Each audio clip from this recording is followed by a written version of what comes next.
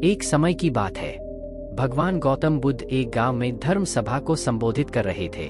लोग अपनी विभिन्न परेशानियों को लेकर उनके पास जाते और उसका हल लेकर खुशी खुशी वहां से लौटते। उसी गांव के सड़क के किनारे एक गरीब व्यक्ति बैठा रहता तथा महात्मा बुद्ध के उपदेश शिविर में आने जाने वाले लोगों को बड़े ध्यान से देखता। उसे बड़ा आश्चर्य होता कि लोग अंदर तो बड़े दुखी चेहरे लेकर जाते हैं, लेकिन जब वापस आते हैं तो बड़े खुश और प्रसन्न दिखाई देते हैं। उस गरीब को लगा कि क्यों न वह भी अपनी समस्या बुद्ध के समक्ष रखे। मन में यह विचार लिए वह भी महात्मा बुद्ध के पास पहुंचा। लोग पंक्तिबद्ध खड़े होकर अपनी समस्या को बता रहे थे।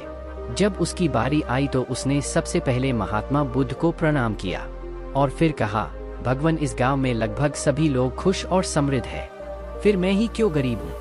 इस पर उन्होंने मुस्कुराते हुए कहा, तुम गरीब और निर्धन इसलिए हो क्योंकि तुमने आज तक किसी को कुछ दिया ही नहीं।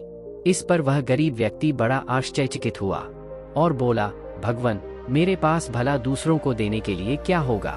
मेरा तो स्वयं का गुजारा बहुत मुश्किल से हो पाता है।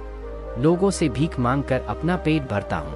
भगवान बुद्ध कुछ देर शांत रहे, फिर बोले, तुम बड़े अज्ञानी हो। औरों के साथ बांटने के लिए ईश्वर ने तुम्हें बहुत कुछ दिया है। मुस्कुराहट दी है जिससे तुम लोगों में आशा का संचार कर सकते हो। मुख दिया है ताकि लोगों से दो मीठे शब्द बोल सकते हो, उनकी प्रशंसा कर सकते हो। दो हाथ दिए हैं, लोगों की मदद कर सकते हो। ईश्वर ने जिसको ये तीन चीजें दी है वह कभी गरीब और निर्धन हो ही नहीं सकता। निर्धनता का विचार आदमी के मन में होता है, यह तो एक भ्रम है, इसे निकाल दो।